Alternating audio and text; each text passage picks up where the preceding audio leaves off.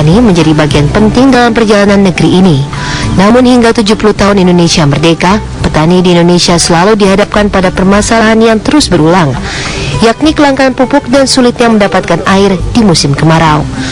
Kekeringan selalu menjadi momok bagi petani di Indonesia saat musim kemarau tiba, seperti halnya di Desa Kedungmulyo, Kecamatan Sukolilo, Pati, Jawa Tengah ini. Tidak berfungsinya saluran irigasi akibat minimnya pasokan air dan hujan yang tak kunjung datang menyebabkan lahan pertanian tak lagi bisa diharapkan. Namun pemandangan berbeda terlihat di lahan pertanian milik petani bernama Suroto. Di saat kebanyakan petani lainnya pasrah karena mengalami gagal panen dan puso karena minimnya pasokan air, Suroto justru berjuang untuk tetap menghijaukan lahan pertaniannya.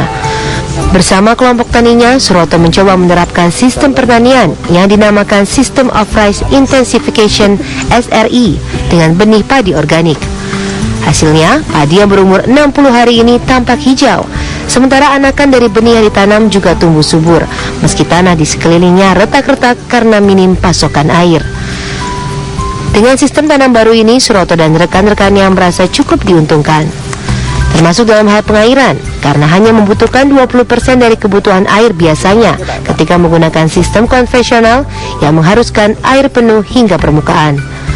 Keuntungan pun bisa berlipat karena sistem baru ini dapat menekan biaya produksi serta hasil panen yang 2 kali lebih banyak.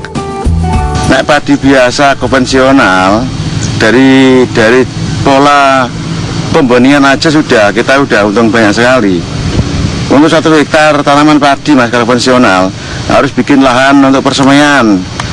Paling enggak itu dinilai dengan uang tenaga bikin persemaian itu Rp800.000. Benihnya 70 kilo atau 80 kilogram kali 12.000 berapa?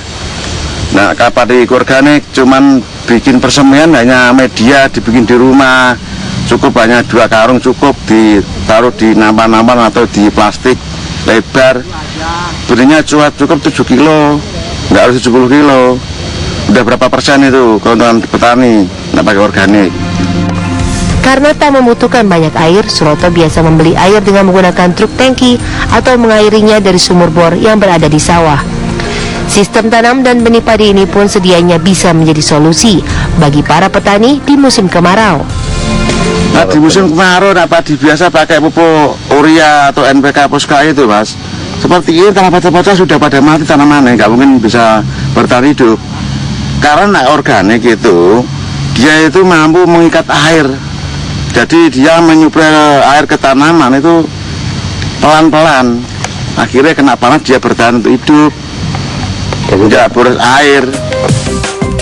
Usaha keras Suroto dan kelompok taninya menjadi bukti, yakni mereka yang tak mudah menyerah dengan keadaan akan membuahkan hasil yang baik.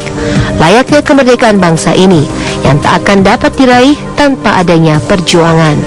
Dari Pati, Jawa Tengah, Abdul Rohim, TV One mengabarkan.